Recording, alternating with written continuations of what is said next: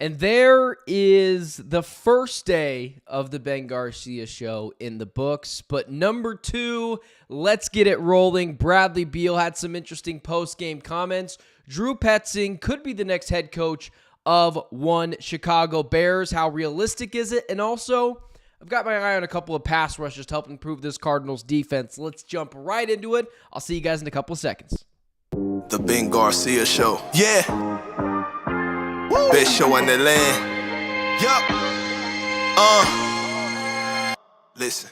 Come and get your information from Ben Garcia. Get the latest on your quarterback, running backs, and receivers. Tune in, so any other show you don't need them. Any news that he giving out, please just believe him. Giving out the latest prediction and top-notch analysis. Wanna hear the truth, better have thick skin like callus. The latest move that your team just made can be damaging. The dudes ain't speaking no facts, they just be rambling. Lights, camera, action, turn on the show, go get the cameraman. Yeah. Lights, camera, action, turn on the show, go get the cameraman. The Ben Garcia show. You know, if there's anything that each morning gets me jacked up to be on here, which I'm really excited about this new journey into streaming and doing the Ben Garcia show live in the mornings, I kind of let you guys know that these shows will likely take place 7 a.m. is kind of what I'm aiming towards, but depending how much life allows it, is what basically it will look like over the next couple of weeks. But nothing gets me more jacked up than listening to that Ben Garcia show intro that has been in the works for a long time now, experimented with it, and then now it's amazing to use for a countdown. You know, no one cares about that. No one is interested, in my opinion, in when it comes to all things theme songs or whatever. But either way, guys, before we jump into everything, don't forget to like, share, subscribe, potentially tell a friend about the Ben Garcia show, and follow me on all social media platforms at Ben Garcia show. I promise you guys that I would potentially have a coffee with me this time around, and today we are doing so. Jacked up, ready to go. So let's dive into our first topic. You know, it's not, I didn't expect the first 2 days to be really let off with Phoenix Suns topics. And I didn't think it was something that was going to stick. But yesterday we had the news that the Phoenix Suns were once again moving out of the way, that being one Bradley Beal, sending him to the bench.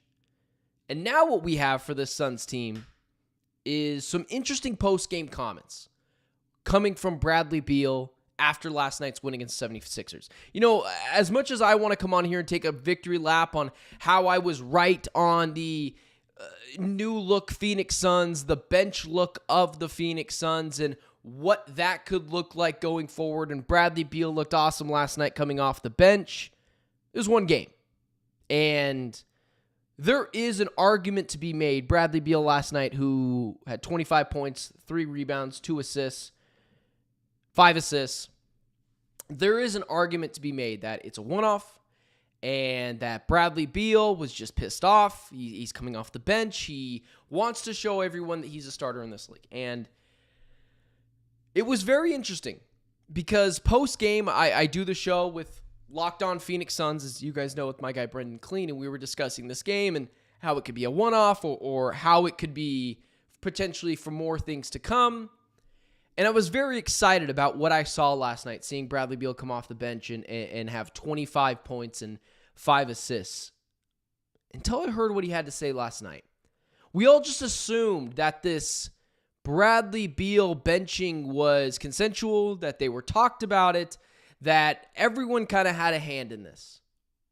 It turns out it's not so true. Courtesy of Dwayne Rankin, courtesy of Dwayne Rankin of the Arizona Republic, Bradley Beal was actually caught off guard to the benching. Here's what he had to say. Were you surprised at all that they moved to add a starting lineup? 100%. Had there been any indication before this might be something? No. What's your mindset, when they tell you in a starter pretty much, just use a shorty, you know what I'm saying? What's your mindset now? It's now you're coming off the bench. What you thinking about? I mean, it's kind of twofold, man. Because, I'm a starter in the league. I firmly believe that. I don't believe, no disrespect to anybody, but I'm a starter. You're supposed to. And that's what I firmly believe. But coach made his decision. I'm not going to sit here and argue with him. I'm not going to sit here and be a distraction. Bradley Beal had no recollection that he was going to be benched. There was no further notice of that being known, of Bradley Beal being benched. Now, what does further notice mean? I don't know. Would he have liked to know 3 weeks before the conversation actually started? Potentially. If we know anything about NBA players, it's that they have a fragile ego. Not to say Beal has one, but most do. So I was surprised last night to hear him come on here and explain that he was caught off guard. I thought for sure this was a conversation that Bud called Nurk and Bradley Beal into his office and decided, hey, you know what? This is best for everyone. But then it got even more weird. Last night as well, Bradley Beal talked about potential trade rumors and what that could look like, and if he could be moved. What he's been talked about as was tonight, basically a culmination of all these issues and the trade speculation hang over his head. Here's what he had to say last night about potential trades and if he's heard about it and what it looks like. I'm sure you've been aware of kind of like all the other stuff, moving parts around the league, Jimmy and all that. Yeah. There's some speculation around the league that this is related to that. Have you thought about kind of like moving on, starting like related to the bigger picture? If so, I need to be addressed because I hold the cards. So until I'm addressed and somebody says something differently, then I'm going to be a son. You know, it's hard for me not to laugh because Bradley Beal seems pissed off. He seems frustrated, and not pissed off in a good way. Not coming out there and playing basketball the right way, hair on fire. He is obviously frustrated with the Phoenix Suns. And it was easy last night going to a point where you see him go to the bench, and this offense looks better, and they're getting open shots, and Beal's getting to the rim, and he's scoring 25 points, but then you see these comments. And that's when it really hits you.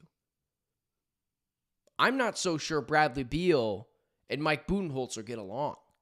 In fact, if I had to go even further, I'd say they don't. And then it wasn't me who connected these two dots together. It was my guy Brendan Clean, my co-host of Locked On Phoenix Suns. And he had said, who also didn't get along with the head coach last year? Frank Vogel and Bradley Beal. So as much as even myself have a lot of respect for a guy in Bradley Beal who's came off the bench, who has been a good soldier, who has talked about doing all the right things, there's a potential he's not playing nice with this Phoenix Suns front office, with Mike Budenholzer, because, I mean, to be fair, he has been asked to do things differently than everyone else, and he's done it consistently. So I'm not so sure after Brad's post-game comments last night if this is a one-off or if this is a sign for things to come. Because it is very possible last night was just a culmination of trade rumors, getting benched, and showing everyone else out there he's a starter. But what I think is also fair to say is Brad is clearly not getting along with this front office. He's clearly frustrated with Mike Budenholzer. And with all that being said, at some point it does become a Beal issue. Now he's been asked to take a step back. He's been asked to do things differently. And like a good soldier, he has done so.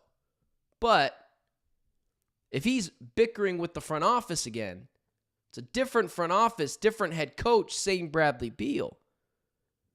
And so when you talk about a one-off and you talk about a sign from things to come with Bradley Beal going to the bench and looking good doing so against the 76ers, although I was the person that led the charge that Beal should go to the bench and that he did look good last night, I am worried that given what he said to the media last night, that he holds the cards, that he was blindsided about being benched, that this could be a sign for more troubled locker room stories to come.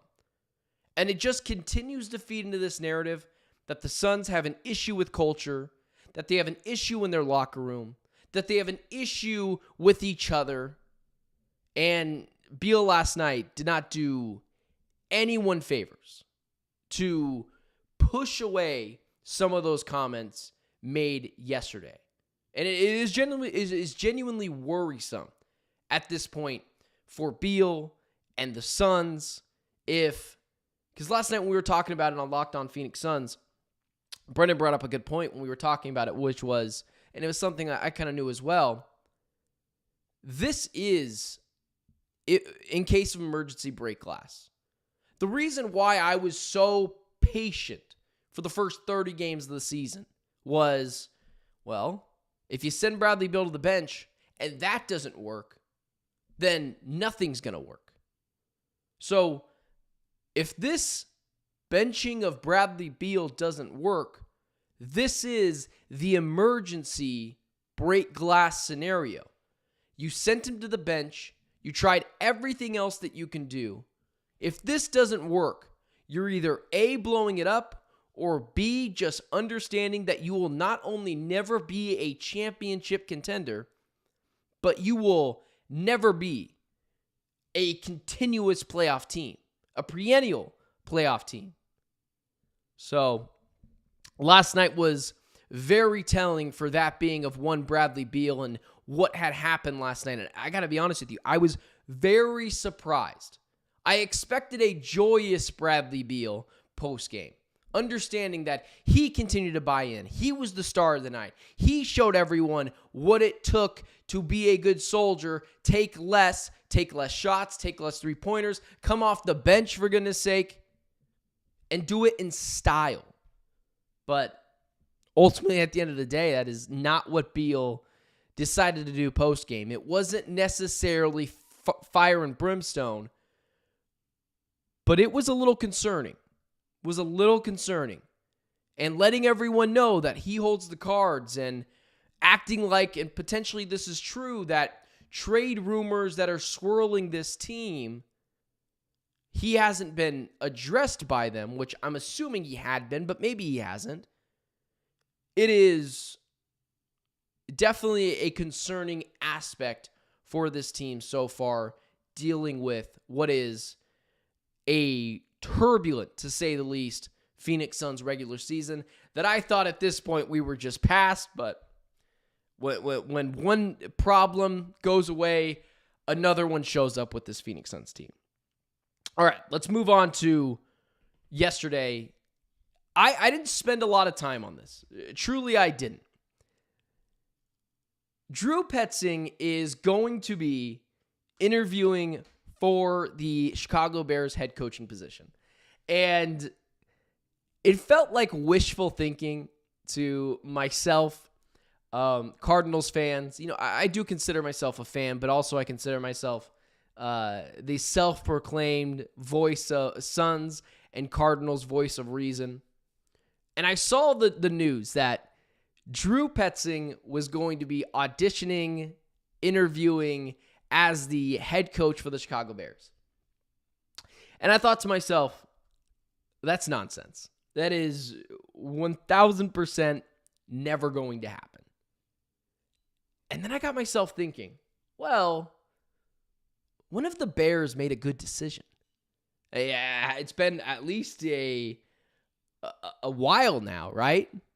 And then I saw something last night posted by a friend of mine, Johnny Venerable, over at PHNX Cardinals, and it was a clip of John Middlecoff basically saying, wouldn't it be the most Bears thing in the world to hire Drew Petzing as their head coach? And I thought that was interesting, so take a listen here. I fully expect a random guy to be the head coach of the Bears.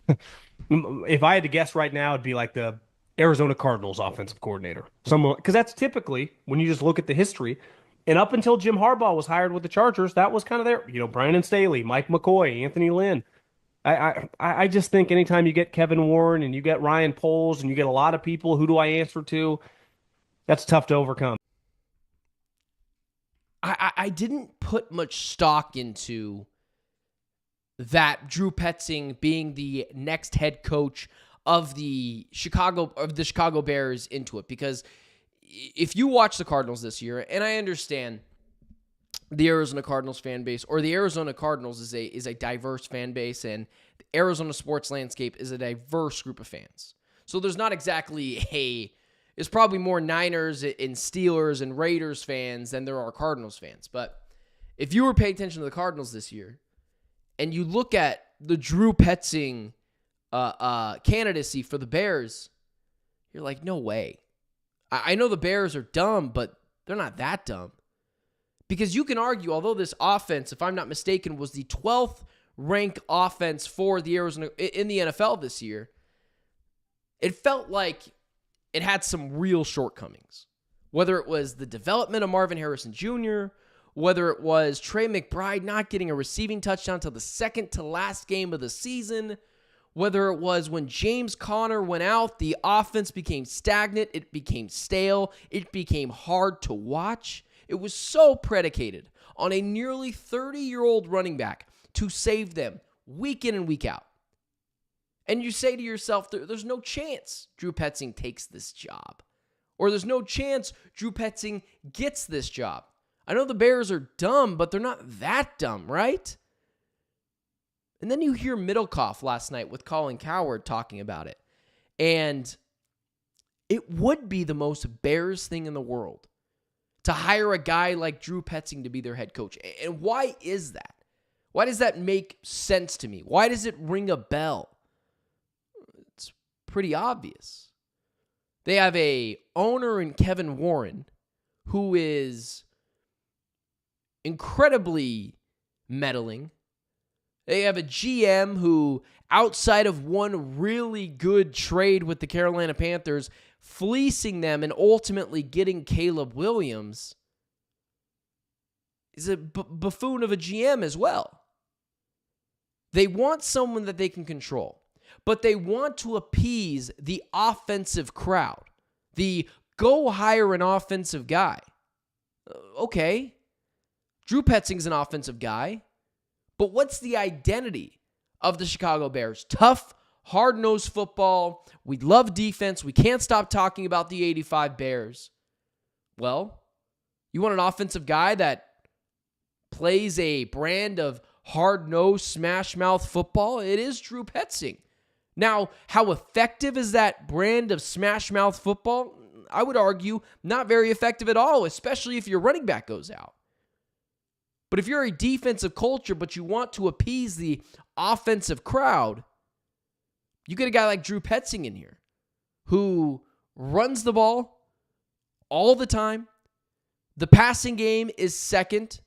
It's a lot of dink and dunk, and to Drew Petzing's credit, you can win 8 games with a viable quarterback and a good running back in his offense. We saw that this year. Now, did it make you want to pull your hair out at times? Yeah, of course it did. I couldn't stand watching this team half the time. Because Drew Petzing it wasn't creative.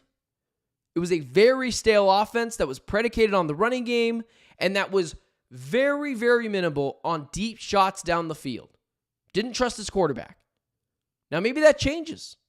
Maybe that's a Kyler Murray issue. Maybe with Caleb Williams, they completely changed their identity. But when you think about it, at first you say to yourself, Drew Petzing makes 0 sense for this team. 0 sense for the Chicago Bears. And as a Cardinal fan, you think it's just wishful thinking that the Bears are so dumb that they would hire this guy. But then you really think about it. And you take a second look. And the Chicago Bears makes a ton of sense to hire Drew Petzing. It would be a disastrous hire. It would likely stunt the growth of that being one Caleb Williams. But he appeases the offensive crowd that is so desperately wanting an offensive head coach hire, that being Drew Petzing is one. But he plays a smash-mouth, hard-nosed, defensive head coach style of offensive football, that being running the football continuously, early and often. It's a lot of dink and dunk, not a lot of shots taken downfield. And when you combine the fact that the Bears have been largely cheap, hiring head coaches, Drew Petzing ain't going to cost you a ton of money. He's just surely not. So with all that being said, Drew Petzing does make sense as a legit candidate. I know that they're going after the Mike Vrabels or the Mike McCarthys, these very well-proven head coaches. Heck, I think they're going to be interviewing Ben Johnson too. But Ben Johnson's going to come with an incredibly steep price tag. Mike Vrabel's going to want control. And Mike McCarthy as well is going to want control and money. He's won a Super Bowl before. Drew Petzing, he shouldn't cost you anything. And he's not going to be able to negotiate control. Who is he? He's never been a head coach before. So the Drew Petzing ideology fits what the Chicago Bears does. He's going to be a cheap head coaching candidate. He satisfies to the likes of Bears fans that want an offensive head coach. And he does play a defensive style of offensive football, which is run the ball, don't turn it over, don't take shots downfield, and let my defense take control. That could change. Things could be different. But overall, don't discount Drew Petzing as the head coach of the Chicago Bears. Because it sounds crazy, it sounds nuts, but ultimately, when you think about it, that's what the Bears have been doing forever. Insane, crazy, not great fit hires. So, I think it'd be disingenuous of me to just discount that wouldn't happen. So, from one offensive coordinator, or I guess from one coordinator on the Arizona Cardinals who definitely disappointed me this year, to another defensive coordinator of the Cardinals who was pretty impressive. This is something I wanted to harp on yesterday, but got to be honest with you guys. While doing the live stream and producing and getting my head above water, it is a little tough at times to have to navigate all these things, but I feel pretty good about it today. Definitely things are more smoother. The mic is on, at least I hope. I think the biggest success of the Arizona Cardinals season was the defense. All year, all preseason, before the season started, in the offseason, one of the things that I kept telling Cardinals fans was, I've been at training camp, I've been on the sidelines with other media members, this defense is rough. And rough was putting it kindly at times for this Arizona Cardinals defense. But when you really think about it, when you really look at the defense this year, not even getting that deep into it, the biggest success of the Arizona Cardinals this year was the defensive side of the ball. And it got me really excited for what the Arizona Cardinals can be next year. Yesterday, we kind of had a glass half empty take. I wasn't exactly ecstatic about the Arizona Cardinals season coming to an end. I didn't think it was necessarily a successful season, given the fact that they completely crumbled down the stretch and it was kind of same old Cardinals narratives.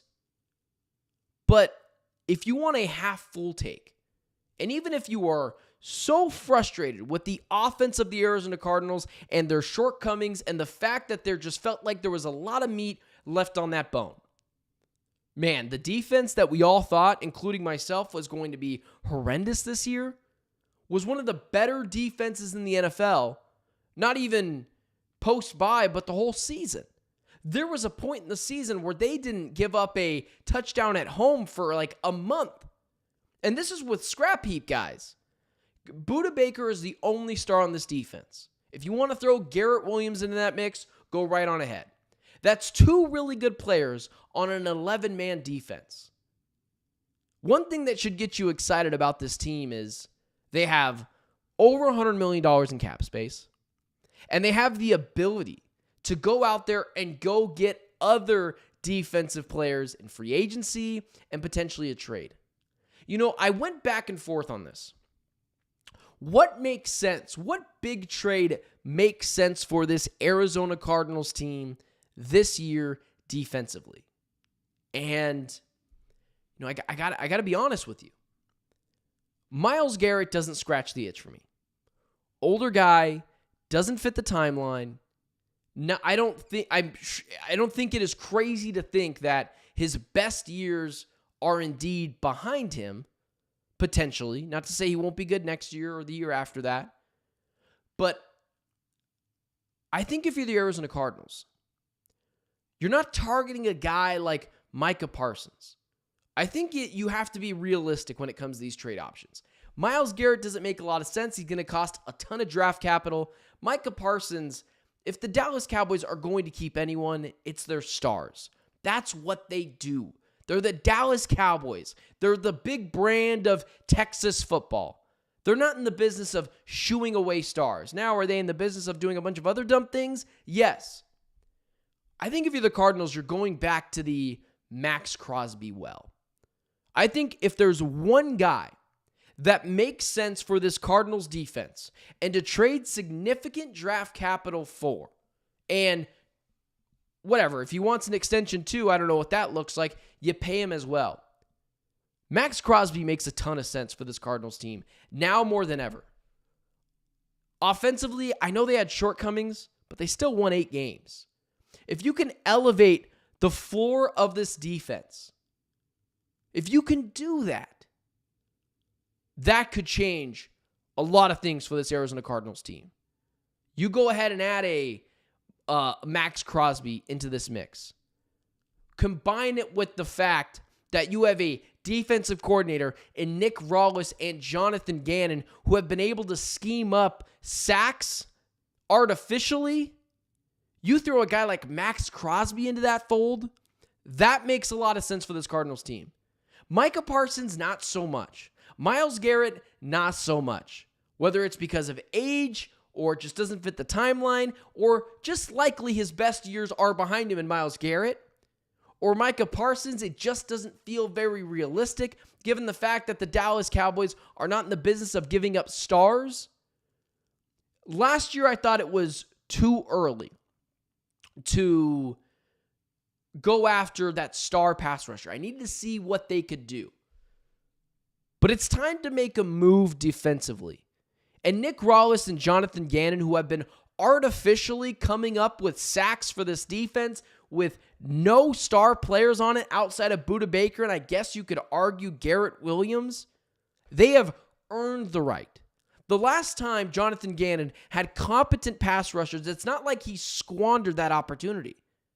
The last time on the Philadelphia Eagles, the last time they went to the Super Bowl, he had 4 players on the defensive line who all had 10-plus sacks. The first time in NFL history, the only time in NFL history. If you're going to allocate resources this offseason, draft picks, capital, whatever it looks like, it better be on the defensive side of the ball. And Max Crosby fits that mold. I know he says he doesn't want to leave the Raiders, but if they still don't get their quarterback of the future in this draft, they're rebuilding once again. And I don't know if Max Crosby has the stomach to deal with yet another rebuild. So, with that being the case, you make the call. And to a team like the Las Vegas Raiders, who are definitely going to try to do everything they can to move up in the draft, what better way to move up in the draft is with more draft capital? You give up the Cardinals' first-round pick. That's the 16th overall pick in this year's draft. You combine that with the Raiders' draft pick. You put a couple of other things behind it. You can move up and potentially go get your quarterback of the future. And Max Crosby, because of his timeline, because of his potential athletic peak still ahead of him, he fits the mold of the Arizona Cardinals.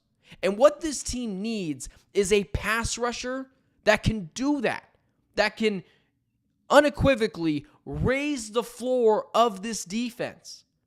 And like mentioned before, Nick Rawlis, Jonathan Gannon, these guys have earned the right after this year's successful season of defense with no stars on it outside of Budda Baker and I guess again Garrett Williams. They've earned it. They have earned the opportunity to be able to get the guy they want to get. And Max Crosby, he fits that mold. He fits that mold. And I understand it's wishful thinking, but we eliminated guys on this show. We eliminated Micah Parsons. Dallas isn't in the process of giving up stars. We eliminated Myles Garrett. A little bit older, probably going to cost a couple of first-round picks. It doesn't make a ton of sense. I think there truly is one big fish that fits this team, and it's Max Crosby. Because of his athletic peak likely being in front of him, the timeline makes sense, and this defense is itching and starving to get a guy on this team. And what is an offensive coordinator in Drew Petzing who feels like although it was a top 15 offense in the NFL, it wasn't a complete just overhaul of nonsense on this team. I mean, you do have to be fair. He wasn't exactly everything the Cardinals needed offensively. Felt like there was a lot of meat left on that bone. And so then you add the fact that Nick Rawless, with nearly no one on the defensive line and no one on the defense as a whole, elevate that floor. I mean, that really gets you thinking if you're an Arizona Cardinals fan. It really shows you that I don't know if they can win a Super Bowl with this formula, but with an offense that you still won 8 games with a defense that, for the love of God, needs a complete and utter facelift, you add a star player to that fold, it could change everything. And so if you're going back to the well, it is without a doubt the Max Crosby-like fold for the Arizona Cardinals. So very interesting. Definitely something that you should keep an eye on. But either way, guys, I appreciate you guys allowing me to be a part of your morning. Listen, I brought the coffee with me today like I promised I was going to do on this edition of the Ben Garcia Show. Plan on me being back here tomorrow at 7 a.m. with a few more topics, a few more stories to discuss with you. Appreciate everyone that is in the chat now. It looks like King Nacho and Omni Diaz. I don't know how to say that name, but he's in the chat as well. I'll be back here at 7 a.m. each and every morning, Monday through Friday. This is basically how you will be getting your content. The streaming ways of me are a little bit newer, but either way, I appreciate you guys. And I'm Benjamin Garcia. And until next time, which is going to be tomorrow, 7 a.m. Arizona time, it's been the Ben Garcia Show. And I'll talk to you guys tomorrow.